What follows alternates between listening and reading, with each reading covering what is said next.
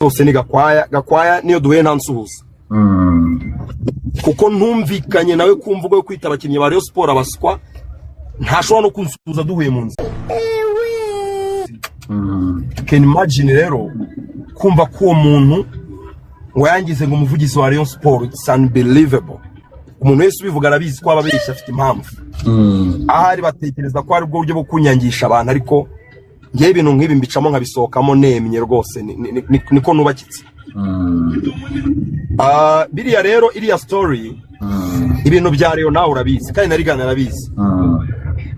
Iriya story iriya tangazo ryo gucalling out irigana iriya tangazo nagiye kubona ndibona rikiyo mu group ya WhatsApp. Nari maze posting akantu kuri Twitter ku munsi mukuru wa radio aka graphique ka radio.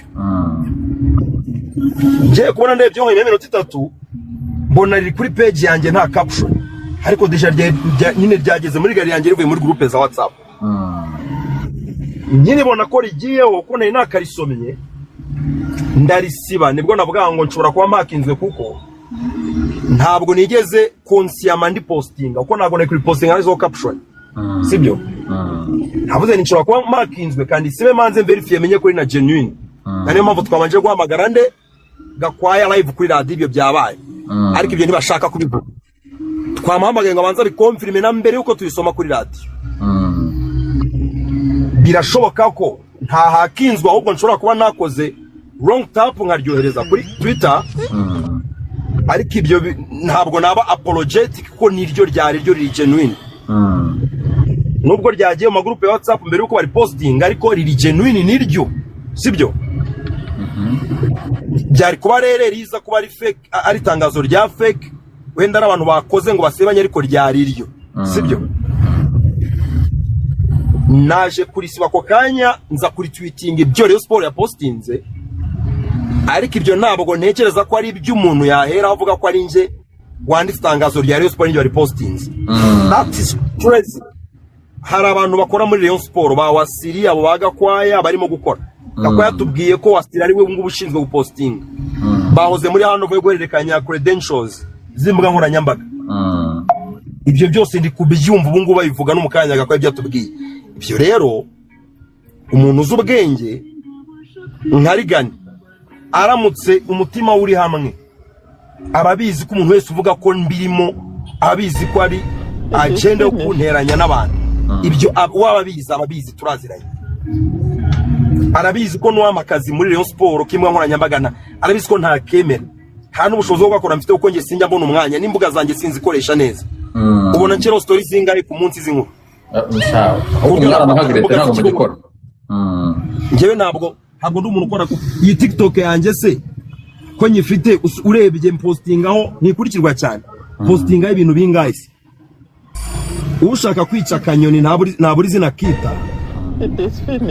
Ariko ibyo rwose nta hantu bihuriye. Nta irira tangazo ni tangazo ryaturutse mu bunyamabanga bwa Rayon.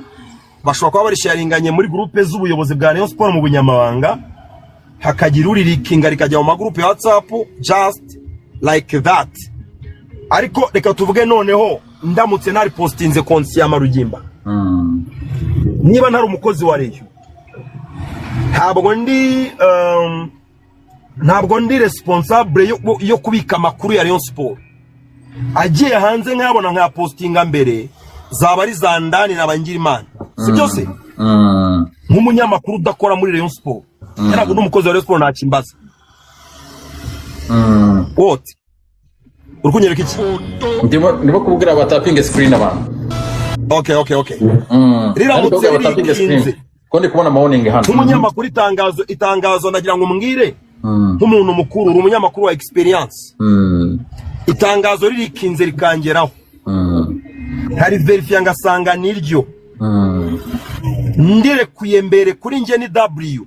Sibyo? Kuri nge ni W ndamutse ndirikinze ni W ko ntawe ngambaniye na kipe ngambaniye njewe ndi umunyamakuru. Ariko ibyo nabyo sibyo. Kuko ntazandani byaje muri groupe turi mu kiganiro, nta mwanya ufite wo gusoma. Niba ninjye washize kuri X yanjye ni wrong tap, ariko deja ryasakaye kuri WhatsApp. izo ni evidence nakwereka igihe ryagereye muri groupe ndimo n'igihe ryagereye ku mbuga zayo harimo gap nk'iminota 3.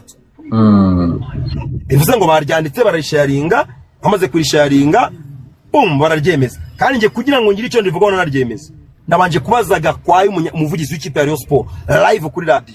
None subwunshinja aranshinja iki? Nge ndagira ngo umbwire kuri live ibintu arashinzwe iki yakoze iki. Nanjye nicyo ndikwibaza, nicyo narabazaga nyine narindi kubaza byagenze gise. Ubwo iyo ni part yanjye. Ku bya Jari ndi mu kiganiro, sibyo? Mbona Jari kamaye felicitation. Mbona arimo aravuga ngo gusimbuye Ngabo Robin ngo yari umukozi ngo akoze no kubanza kumushimira just. Arimo arakonfirma imbere y'abantu 180 bamukurikira n'abandi algorithm iri buze kubyereka ko ndi umuvugizi wa Rayon Sport mushya, ko ndi umwanditsi w'imbuga za Rayon Sport mushya. Arimo arabibwira abantu, arabizi ko amazi iminsi ari conspiracy yo kubinshiramo, ngambaniye Ngabo ndashaka kujya muri Rayon mfite makazi. Ibyo se ni ibiki? None ubwo icyo kintu urumva kiri cyo se namubashije inbox n'amazi Lucas, what is this? Ati bikisi ibintu wabyanditse nibyo ntabwo wagwakinze, ati ntabwo wamakinze ngo just hari umuntu ngo warumbwiye ngo nayi numvishe ngo. None se urabizi ko ari yo conspiracy yo kunsindiranira muri Rayon Sport, sibyo? Ntubashije umuntu wo muri Rayon Sport n'umwe, nanjye ntumbashije ngo ubwire ko ari byo urukuma felicitation. None se ubwo ibyo nabyakira nka ari ibintu byo ibyo nukunyubaka cyangwa nukunse. You are a failure. Nukunyubaka cyangwa nukunse. Yarafite nimero yanjye turavugana. Ndagira ngo aho ngaho mbwire amakosa nakoze, ukeneye kunyataka no kuntuka anuka afite icyahereyeho. Cyangwa se niba ari hate abikore nka hate, ariko nta kintu kiri justifiable kirimo. I think groupe bacisha amatangazo sinyarimo buri abantu tutaziranye batwohereza amakuru niko amakipe akora. Umuntu rigeza hari undi ukabona umuntu ari guhaye uraribura verify just ukaverify inkuru zandani nuko twese tuzibona, si byose amakuru y'abantu yawe n'abantu. Niba hari handover y'imbuga nkoranyambaga like ko ari amakuru agomba gusohokanye. Ibyo rero nge nukumbajije ngo ndabivugaho iki, ariko ngira ngo urabyumva ko nge rwose position yanjye niyo umuntu wese tuziranye unzi wese arabizi. Ushaka kunyanga, ushaka kunyangisha abantu abikore kubera impamvu. None se ibyo bintu gushinjwa byo kuba ngo umuntu gusimbura Ngabo, ibyo bintu nibyo bifite akazi nuko abandi bakabona wenda ukawaka applying ukagahabwa bimeze bite? Reka mbwire Rugimba, reka mbwire nge numva ibyo bintu bwa mbere nge nayibonye kuri YouTube channel ya Leonidas. Biturutse ngo out of blue ngo Lorenzo na Karenzi ngo barashaka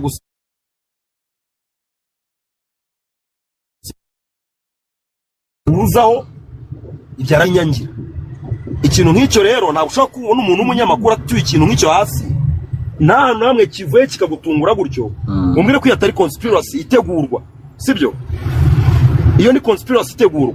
Ngabo ni umuntu tuvugana neza mu buzima busanzwe. Ngo rero ndase yavuze ko bivugwa. Ngo rero ndase yavuze ko bivugwa. Ntabwo yavuze ko bivugwa. Yabivuze abihamye. Bivugwa se none bivugwa nande? Ko turi abanyamakuru, ko turi tangazamakuru ry'imikino, ku cyere wa mbere so wabivuze. Ha breaking news byavuzwe wese. Nge nabaje mutangazaje, naramuhamagaye mu magara mutangazaje, namaza mutangazaje. Ibintu muri kuvuga byavuye uzukuntu yambwiye. Evidence yama yarambwiye ngo biri kuvugwa ngo mu banyamakuru bose, ngo biri kuvugwa ngo ku magroupe ya WhatsApp. Yose ni evidence wa umuntu ugacenga ujya gukora conspiracy nk'iyo. Ibyo ni ibintu washingiraho. Ibyo se none urumva icyo kintu cyose aho cyatangiriye. Ariko rore ubundi iyo agenda yo kugutekinga down iva kuki? Nge ntabwo nge ntabwo mbizi. Shaka mbwire nyine imbarutso y'ibyo bintu ubundi byose. Icyambere ngewe abantu bikomatanye baguye. Ntabwo ndi umuntu ugira inyungu makipe, sibyo? Singurisha abakinnyi. Kumunyamakuru niyo umuntu anyorereje umukinnyi muforwardinga nimero ya Antanga, muforwardinga nimero y'aba Prote Musoni w'aba agents. Singurisha abakinnyi mu makipe. Urabyumva? Sinigeze nsaba akazi muri equipe yari yo yose. sibyo mu by'ukuri ibyo ubibona nk'uko nawe ubibona ntabwo navuga ngo byagenze gutya just hari igihe umuntu abaho yikorera akazi ke akageraho nyine bakamucurikiraho ikibuga hari abantu bashobora kuba gufiteho bias batekereza ko hari access ufite kuri equipe uyibamo wigeramo sha nabyo rwose kandi nk'abo bantu bose babivuga barabizi icyo gitangaje barabizi none se mba muri equipe ubu se ndakiza ubu narakiza ubu naba muri equipe nka Rayon Sport nyifite access tuvuge ko ngurisha abakinnyi tuvuge ko na president naturikijemo miliyoni 30 ngura imodoka naturikijemo miliyoni 10 ngura ikibanza nageze kuki basi uvuge ngo urugukira bidasanzwe ugomba kuba kwihuta cyane wenda mu iterambere bakagususona sibyo ushobora kwihuta mu iterambere abantu bakagususona nk'umuntu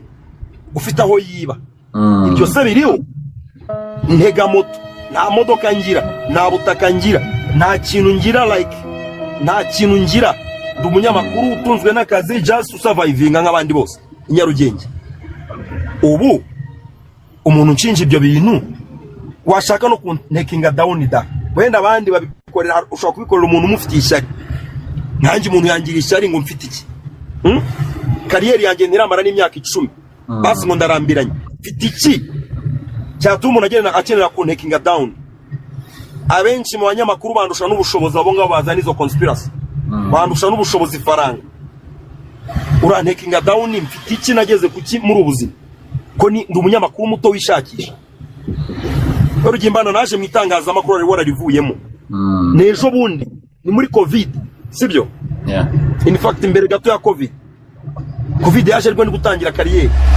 namaze imyaka myinshi nkora volunteering sibyo ntangiye gukora meme gara ikiriya 2 ans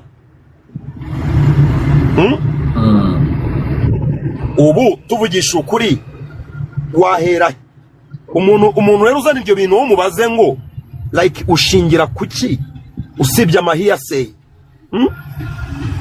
nge Jarike yambwiye ngo bambwiye ngo numvishe bavuga Jarike urebye ukuntu yizerwa afite credibility amaye felicitation nk'umu DM mushya wa Rayon Sport urambwira ngo naguro kubaje na AI irabiguhamiriza ngo nibyo uko bakatanga reference ya Jarike AI baje ngo umwanditsi wa Rayon Sport mushya wasimbuye ngabone ni Lorenzo reference bagwa ni Jarike yabyanditse birakwereka urwego ariho kubikoresha muri yo conspiracy bita verifyinze vraiment ni ikintu kiri lamentable ntabwo ari ikintu wakwishimira sibyo so ni ibyo Charole yangande rero igire mu mupira man ya wikorera akazi kawe bitahira amahoro wiryamire man ibindi byawe bizarangira wowe ukora akazi kawe neza ibindi birazarangira man cyo kintu na sawa asante abantu bagukandiraho bagufollowinge oya abantu bagire bakublessing mbere yo kugenda abantu ni bakublessing kabisa mbere yo kugenda kuko numvishe zagicaye ibintu byiza rwose zagicaye ibintu byiza umva umbwire rore tugiye kuzamura tara z'abantu bogeze umupira urukumva ngiye kuzanya nkorana na Rutamunara mukabonetse mu minsi iri imbere gatoya hari tunakitunganya byananiwe guconnectinga sinzi ukuntu byamugendekeye ariko agiye kuzaza muri iyi minsi tugiye kuza twiganirira twirire show twivugire football nawe ujye uza twiganirire imana ibintu bigende neza mana ko urumva hano ni talent nabi twari dufite ikibazo gikomeye Rugimba twari dufite ikibazo gikomeye cyuko ntabwo habagaho community y'abantu nyine ba sport hano mu Rwanda ba sport yes community y'abasportifu nyine y'abantu bakunda inkuru z'imikino n'ubusesenguzi bw'imikino bari bake honestly ntabwo match Arsenal ntabwo turageraho match Arsenal na Brentford irangira witushiraho match review iminota nk'ibiri ushiraho umunota abantu bakarebe kubera ko baracyari bake ariko mwe mufite amazina manini ni mu bakurura bakaba benshi nekereza ko n'aba creators benshi bafite impano yo gucreatinga content ya sport kuri TikTok nekereza ko baziyongera impamvu buriya impamvu nanabikoze reka mbwire rero impamvu nabikoze ibintu urumva ndetse uko umuntu avuga ngo naje no gukorera amafaranga bla bla bla ibiki byose oya naje no mvuga ngo okay kwanza South Korea ni iri mu bihugu 7 biri monetize kuri TikTok urumva already niyo naza rwose na monetize ibintu bikagenda neza. Hanyuma naravuze nti rero reka nishyireho platform nyikuze hakiri kare. Ukumva hari ukuntu uperesa burya mu kintu abantu batarakizamo benshi urabona abantu mu entertainment babigiyemo cyane, ariko navuze reka mbe umuntu niyo utangira TikTok like nkore TikTok radio, noneho mbere ya match cyangwa se nyuma ya match abantu tuganire football, sibyo?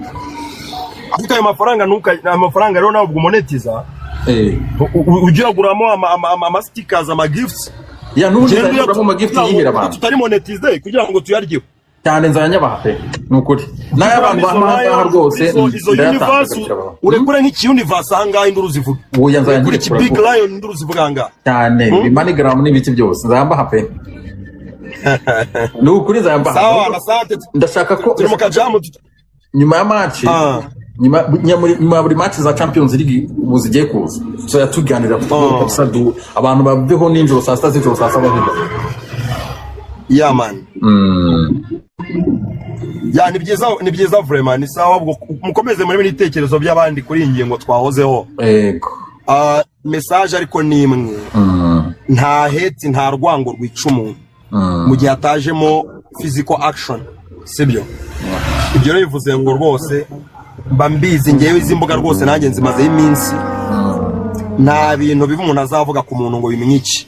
Kandi nyuma ugira uyu mukisuzuma ukavuga ngo kuko trend yose ni trend yose irarangira imara iminsi mike. Ejo hazazindi. Ibyo washize ku mbuga rero usebye abantu, ibyo wavuze wakuye mu kanwa watu usebye abantu.